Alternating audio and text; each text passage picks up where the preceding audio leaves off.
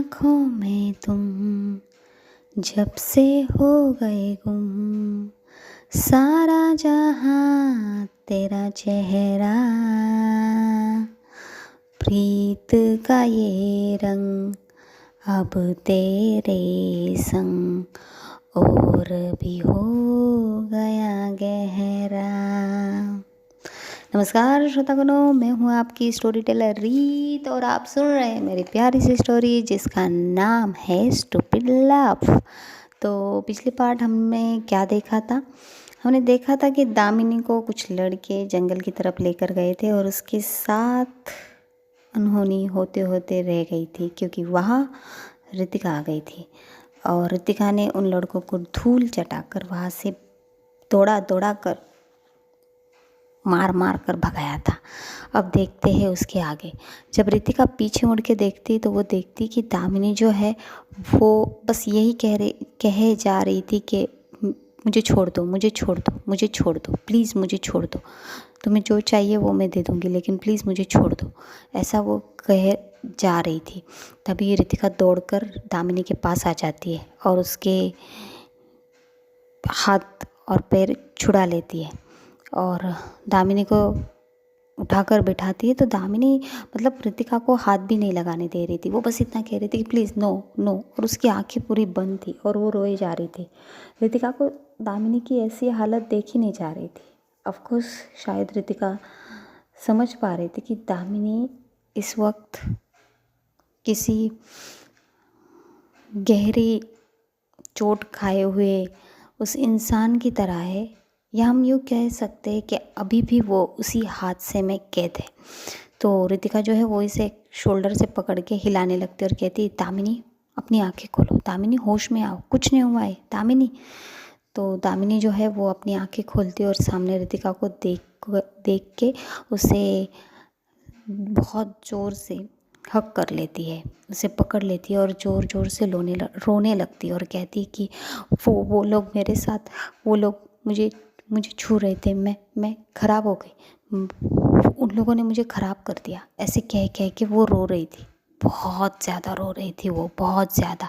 आप लोग समझ सकते हैं कि एक लड़की जो इतनी स्ट्रॉन्ग है, इतनी कॉन्फिडेंट है, उसके साथ अगर उसी के साथ क्या किसी के साथ भी ये हादसा होता तो वो लड़की कितनी सहम जाती, कितना मतलब उसकी हालत क्या है वो हम वर्ड में नहीं बता सकते कि उस वक्त उस लड़की पे क्या गुजर रही होती है। तो दामिनी जो थी वो बस ऋतिका को पकड़ के रो रही थी, बहुत रो रही थी, बहुत। उसका रोना मानो ऐसा था कि ऋतिका का दिल भी दहल दहल उठ रहा था कि वो इतना मतलब उसकी तकलीफ़ कोई सोच भी नहीं सकता था, महसूस भी नहीं कर सकता था, इतनी हो रही थी उसे। लेकिन जो ऋतिका थी वो मानो उसे समझ में नहीं आ रहा था कि वो अब दामिनी को कैसे संभाले। उसके भी आंखों से आंसू आने लगते और वो बस इतना कह रही थी कि दामिनी कुछ नहीं हुआ है, मैं हूँ ना, मैं हूँ, तुम्हें कुछ नहीं हुआ है, तुम्हें कुछ नहीं हुआ है। लेकिन दामिनी जो है वो उसे छोड़ने का नाम ही नहीं ले रही थी। तब ऋतिका क्या करती है, फिर दामिनी को ऐसा खुद से दूर करती है और वो होता है ना कि होश में आओ, ऐसे थोड़ा सा हिलाना, वैसे उसे शोल्डर से पकड़कर जोर से हिलाती और कहती है चुप हो जाओ, कुछ नहीं हुआ है, मैं हूँ यहाँ पे, वो लोग चले गए, समझ रही हो तुम। और जब वो ऐसे बहुत ज़ोर से चिल्लाकर कहती है ना तो दामिनी चुप हो जाती है और बस ऋतिका की तरफ एकटक देख रही थी और उसकी आंखों से आंसू आ रहे थे, मानो अब वो अपने आंखों से ही उसके दर्द को बयां कर रही थी, जो दर्द ऋतिका को समझ में आ रहा था। और फिर ऋतिका जो है उसे फिर से अपनी बाहों के गिरफ्त में ले लेती है और उसे कहती है कुछ नहीं हुआ है, शांत हो जाओ, सब ठीक है, मैं हूँ ना यहाँ पे, मैं तुम्हें कुछ नहीं होने दूँगी, कभी भी कुछ नहीं होने दूँगी। I am really sorry Damini, ये मेरी गलती है, आई एम रियली सॉरी, मुझे अपनी कार वहाँ नहीं रुकानी चाहिए थी और मुझे तुम्हें अकेले नहीं छोड़ना चाहिए था, आई एम रियली सॉरी। और वो ये कहकर वो भी रोई जा रही थी, उसकी भी आंखों से आंसू गिर रहे थे। और दामिनी तो मतलब वो अब क्या कहे, उसने भले ही कहना छोड़ दिया था, लेकिन उसके आंसू रुकने का नाम नहीं ले रहे थे। तभी दामिनी को अपने आप से थोड़ा दूर करके रितिका जो है वो उसकी तरफ देखती है और कहती है कि किसने कह दिया तुम गंदी हो गई हो? हाँ, किसने कह दिया? किसी के छूने से तुम गंदी हो जाओगी क्या? गंदी उन लोगों की सोच है जो इन लोगों ने ऐसा करने के बारे में सोचा भी। तुम गंदी नहीं हुई हो। किसी के छूने से कोई गंदा नहीं हो जाता। तुम क्या हो ये तुम भी नहीं जानते हो। तुम इस दुनिया की सबसे सबसे अजीज इंसान हो जो कभी गंदा नहीं हो सकता। ऐसी रूह हो तुम जो हमेशा पाकसार रहेगी। और ऐसा कह के वो धीरे से दामिनी के फोरहेड पे किस कर लेती है और फिर वो दामिनी के आँखों को किस करती है और उसके चिक्स पे आए हुए आंसुओं को अपने लबों में थाम लेती है और उसके चेहरे के सामने अपना चेहरा ले जाकर 2 मिनट वैसे ही शांत रहती है। अब दामिनी के नोज़ से रितिका की नोज़ मिल रही थी और उन दोनों का फोरहेड एक दूसरे से टिका हुआ था। और रितिका धीरे से कहती है कि तुम मैली या गंदी कभी नहीं हो सकती दामिनी। तुम दामिनी हो, दामिनी सिंघानिया। और दामिनी सिंघानिया कभी किसी के सामने या किसी भी हालातों के सामने झुक नहीं सकती। वो डट कर खड़े रहकर लड़ना जानती है। समझ रही हो तुम? और जो कुछ भी हुआ उसे भूल जाओ प्लीज़। और ऐसा कहकर बस वो शांत 2 मिनट तक ऐसे ही बैठी रहती है। उसके बाद दामिनी अपनी जो आँखें है वो धीरे धीरे खोलती और रितिका की तरफ देखती और कहती कि वो लोग चले गए ना? तो रितिका उसे कहती है वो चले गए। अब हम लोग भी चलते हैं यहाँ से।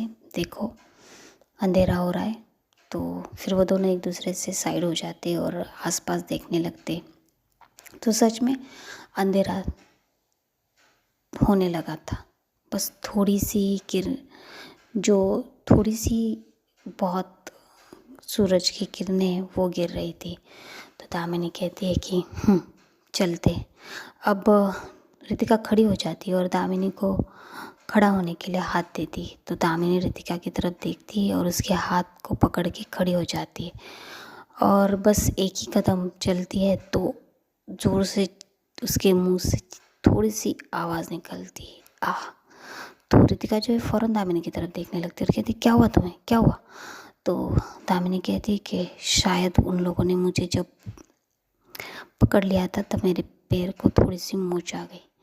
तो रितिका झुक कर देखती तो सच में दामिनी को मोच आ गई थी और दामिनी के पैर को थोड़ा लगा भी था।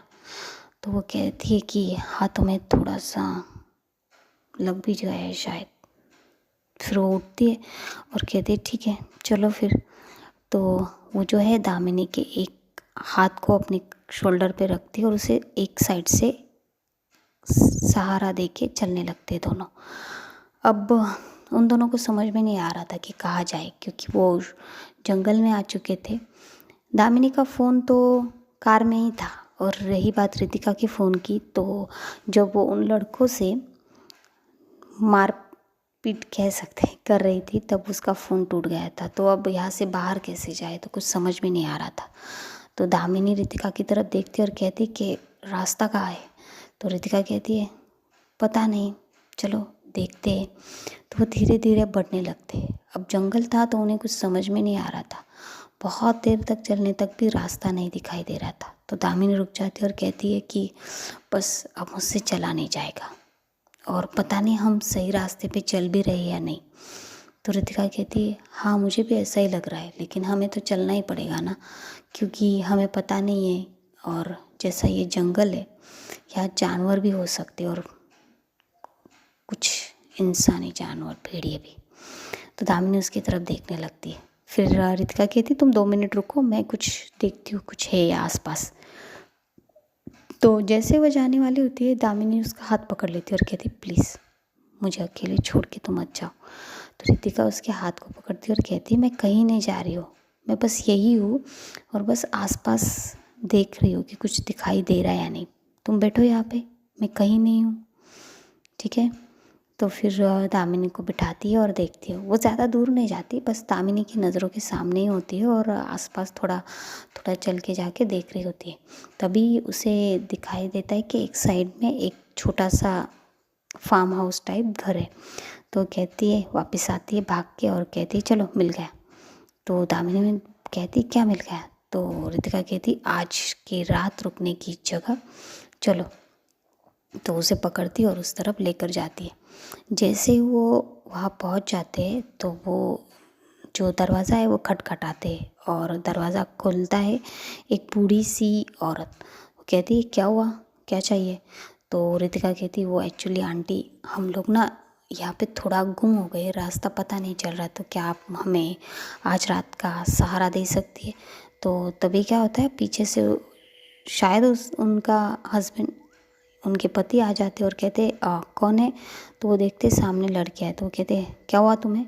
तो वो फिर से रितिका कहती कि हमें आज की रात रुकने के लिए आपका सहारा मिल जाता तो कहता है नहीं नहीं हम यहाँ रुका नहीं सकते, हमारे मालिक डांटेंगे, हमने किसी को यहाँ पे रुका लिया। तो रितिका कहती प्लीज़ प्लीज़ हमें रुकने दीजिए, देखिए इनकी हालत भी ठीक नहीं है, उन्हें चोट भी लगी है, प्लीज़ कुछ वक्त के लिए हम चले जाएंगे या फिर हमें फ़ोन दे दीजिए, हम फ़ोन कर लेंगे।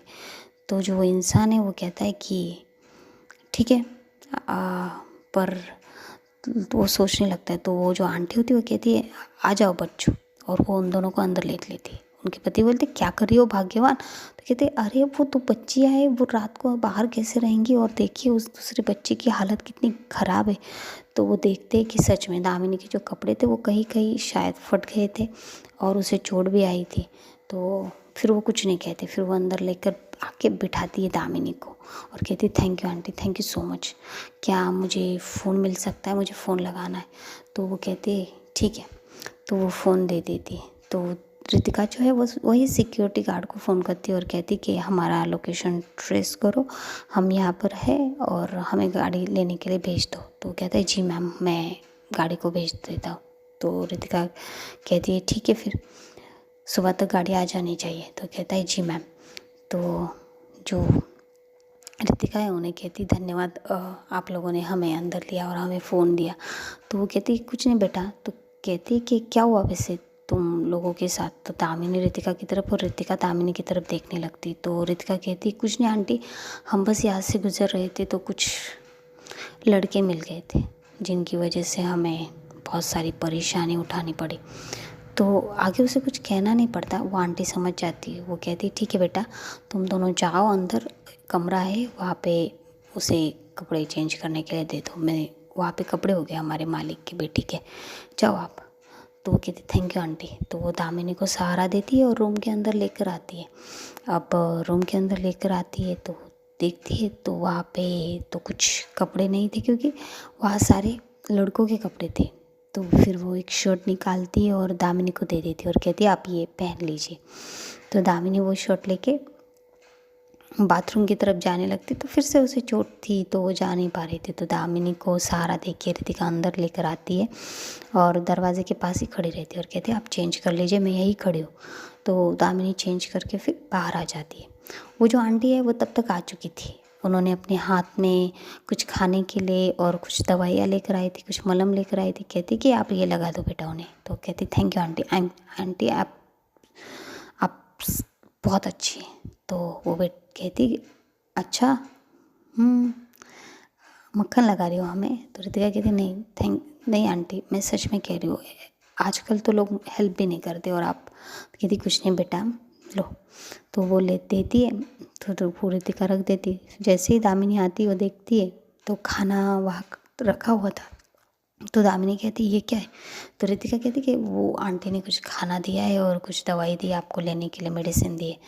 तो रितिका फिर दामिनी को लेकर बिठाती है और कहती लीजिए खाना खा लीजिए। दामिनी जो है वो खाने की तरफ देख रही थी पर खाना नहीं खा रही थी। उसे खाना खाने का बिल्कुल मन नहीं था, बिल्कुल भी नहीं। तो रितिका फिर देखती है कि दामिनी तो खा नहीं रही है। फिर रितिका वो प्लेट उठाती है और उसमें से एक निवाला लेती है और दामिनी की तरफ करती है और कहती है खाइए। तो दामिनी नामे अपना सिर हिलाती है कि नहीं मुझे भूख नहीं ऐसे। तो रितिका कहती है देखिए मैं जानती हूँ कि आपका मन नहीं कर रहा है खाने का, लेकिन खाने ने क्या बिगाड़ा है। और देखिए अगर मैम को पता चलेगा कि आप ऐसा कर रहे तो उन्हें अच्छा लगेगा। उन्हें अच्छा लगेगा कि उन्होंने जिस बेटी को इतना स्ट्रांग बनाया है वो अब ऐसा कर रही है।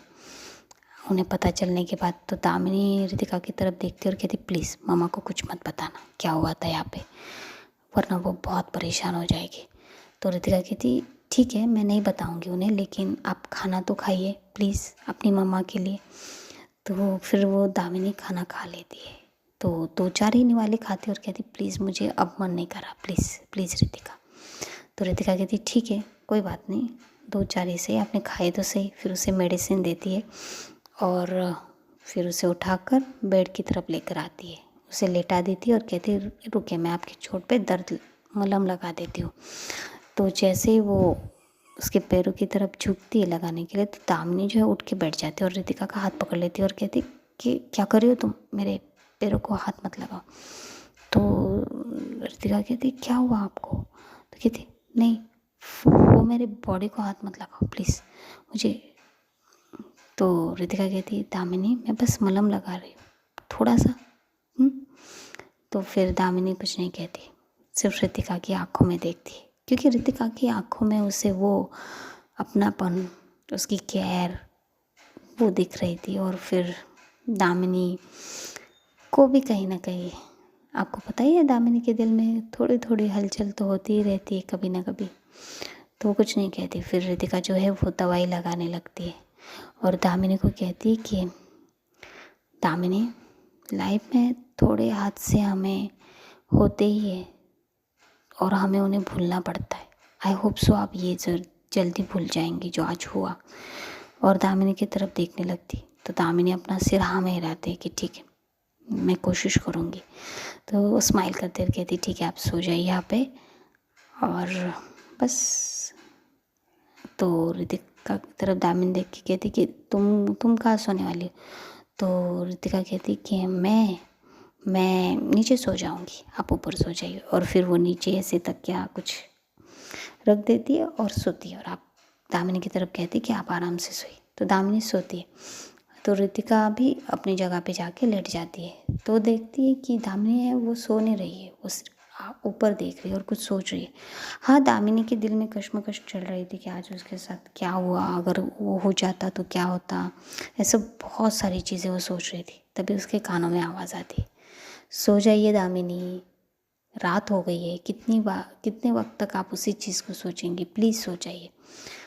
तो फिर वो ऐसे एक साइड देखती तो रितिका उसे ही देख रही थी। तो वो कहती अपनी आंखें जो है वो बंद कर लेती है और बस सो जाती है। अब रितिका जो है वो उठती है और देखती कि दामिनी सो चुकी थी तो रितिका भी सो जाती है। अब दूसरी तरफ दिखाते कि दामिनी घर पे नहीं आई थी तो मिस सिंघानिया परेशान हो गई थी कि दामिनी तो बोल के गई थी कि वो शाम तक आ जाएगी पर वो आई नहीं है। तो जो अवनी है वो अपनी मम्मा के पास आती है और कहती क्या हुआ मम्मा। तो वो कहती कि अभी तक दामिनी नहीं आई है, उसने मुझे कहा कुछ मैसेज छोड़ा है कि तुम्हारे पास। तो अवनी फिर अपनी मम्मा की परेशानी देखती है और फिर कहती कि हाँ मम्मा वो दी ने कहा था कि उन्हें थोड़ी लेट हो जाएगा तो आप खाना खा के सो जाइए।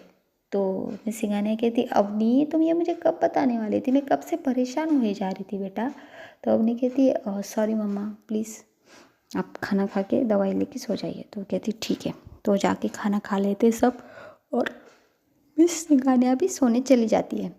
तो अवनी बैठी हुई थी, इंतज़ार कर रही थी उसकी दामिनी दी का, पर दामिनी तो आ नहीं रही थी। तभी समायरा आती है और देखती कि अवनी हॉल में ही बैठी है। तो समायरा पूछती क्या हुआ अवनी तुम यहाँ क्यों बैठी हो। तो कहती कि देखो ना 12 बज चुके और अवनी अभी भी दामिनी दी का कुछ पता नहीं। तो समायरा कहती वैसे दामिनी जी कहाँ गई है। तो वो कहती कि वही प्लेस देखने के लिए गई, साइड देखने के लिए, तो अभी तक तो आई नहीं। तो समायरा कहती है अरे अरे कुछ हुआ होगा, वो लेट हो गई होगी या वह रुक गई होगी, तो अवनी कहती लेकिन वो हमेशा फ़ोन करती मैसेज करती, लेकिन आज कुछ नहीं किया उन्होंने। तो समायरा कहती शायद वहाँ नेटवर्क नहीं होगा, तुम कर लो फ़ोन। तो वो फ़ोन करती तो दामिनी का जो फ़ोन था वो नेटवर्क एरिया से वहाँ नेटवर्क ही नहीं था, तो वो वही दिखा रहा था कि नॉट रीचेबल। समायरा कहती है अपनी फ़िक्र मत करो, रितिका जी है ना उनके साथ, तो उन्हें कुछ नहीं होगा, ठीक है। तो अपनी अपनी गर्दन हाँ में हिलाती है और फिर अपने कमरे की तरफ चली जाती है, मैसेज छोड़ के दामिनी के फ़ोन पे कि दी आप आए तो मुझे प्लीज़ बता दीजिएगा। दूसरी तरफ दिखाते कि जो दामिनी है अब मिडनाइट हो चुकी थी, कह सकते हैं कि लगभग रात के 2 बज चुके थे। तो दामिनी जो है वो नींद में, मतलब उसे वही सीन उसकी नींद में, गहरी नींद में फिर से उसका सामना उन्हीं लड़कों के साथ हो रहा था, उस हादसे के साथ हो रहा था, और वो बहुत डर चुकी थी। उसके माथे पे जो है पसीना आ गया था और वो नींद में चिल्ला रही थी, मतलब बड़बड़ा रही थी कि नहीं प्लीज़ नो, प्लीज़ नो। और वो बस इतना कह रही थी please no, please no, please no. तो जो रितिका है वो उसकी आवाज़ से उठ जाती है और देखने लगती है, तो देखती कि दामिनी जो है वो बेड के जो बेडशीट है उसे पकड़ के कह रही थी कि प्लीज़ नो, प्लीज़ नो, मुझे छोड़ दो, मुझे छोड़ दो। तो रितिका फिर झट से खड़ी हो जाती है और उसके बेड के पास जाती है और कहती है दामिनी, दामिनी क्या हुआ दामिनी। और उसे ऐसे उसके गालों पर थपकी देकर उसे उठाने की कोशिश करती कि दामिनी उठो उठो, अपनी आँखें खोलो दामिनी। फिर जो क्या होता है, दामिनी ज़ोर से चिल्लाकर अपनी आंखें खोलती कि नहीं, और गहरी गहरी सांसें लेने लगती है। तो रितिका जो है उसकी गालों को पकड़ के बोलती कि क्या हुआ तुम्हें, क्या हुआ, क्या हुआ, तुम ठीक हो ना, क्या हुआ दामिनी। तो फिर वो रितिका की तरफ देखती और अपनी सांसों को संभालते हुए कहती कि वो लड़के, तो रितिका कहती यहाँ पे कुछ नहीं, कोई नहीं है, कुछ भी नहीं हुआ है, हम लोग हैं ना, कुछ नहीं हुआ है। तो फिर दामिनी जो है वो क्या करती है, एक पल भी नहीं गवाती और सीधा जाके रितिका को, मतलब ऐसे अपने रितिका के पाँव में चली जाती है और कहती है कि वो लड़के फिर से आएंगे, फिर से मेरे साथ वही बदतमीज़ी करेंगे और मैं कुछ नहीं कर पाऊँगी। तो रितिका कहती है कि नहीं ऐसा कुछ नहीं होगा, वो लड़के नहीं आएंगे, अब वो कभी नहीं आएंगे, ठीक है। तो ऐसा कह के वो उसके सिर को ऐसे सहला रही थी प्यार से कि नहीं कुछ नहीं होगा, कुछ नहीं होगा ऐसा। फिर दामिनी जो है वो ऐसे हक करके रखती है और उसे सहलाते सहलाते फिर दामिनी नींद में फिर से चली जाती है, वो नींद में आ जाती है। और रितिका जो है वो सोच रही थी कि शायद दामिनी के दिल पर इस चीज़ से बहुत गहरी चोट लगी है और मुझे कैसे भी करके दामिनी को इस चीज़ से बाहर लाना पड़ेगा। अगर मैं उसे बाहर नहीं लेकर आ पाई तो बहुत बहुत मुश्किल हो जाएगी। और ऐसा कह के वो उसे सिर को सहला रही थी।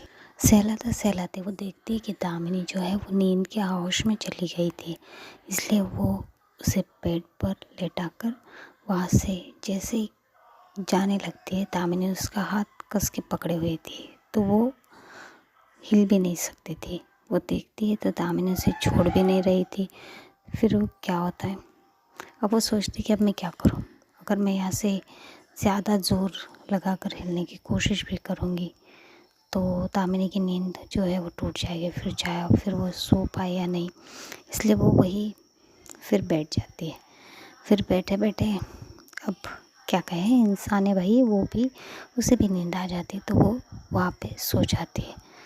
तो जैसे ही वो नीचे लेट जाती है तो दामिनी जो है वो हल्के से उसके और करीब आ जाती है, उसके शोल्डर पे अपना सिर टिकाकर वो दामिनी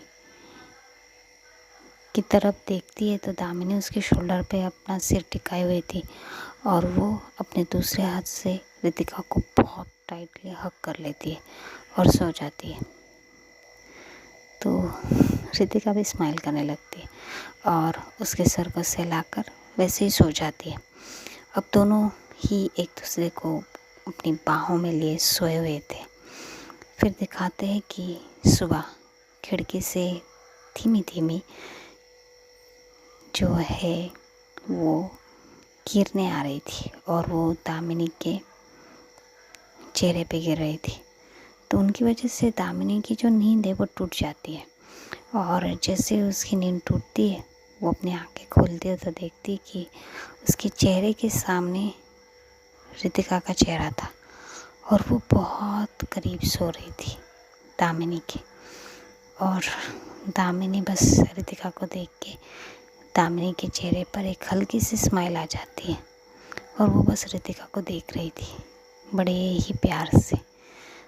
तो क्या होता है, रितिका की ना हल्की सी आंखें थोड़ा मतलब ऐसा होता है ना कि नींद टूट रही है वैसे होने लगती है।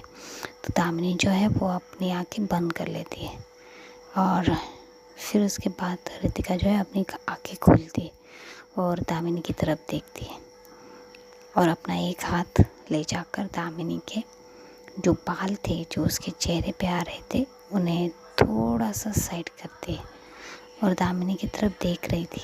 हाँ, दामिनी जगी हुई थी पर वो देखना चाहती थी कि रितिका क्या कर रही है। तो रितिका जो है वो इसके तरफ एकटक देख रही थी और धीरे से कहती कि हमारा ये एपिसोड यही ख़त्म होता है, देखेंगे आगे क्या होता है। तो देखते रहिए मेरी प्यारी सी कहानी जिसका नाम है स्टूपिड लव। और लाइक कीजिए, कमेंट कीजिए, शेयर कीजिए और सब्सक्राइब कीजिए मेरे प्यारे से चैनल को। धन्यवाद।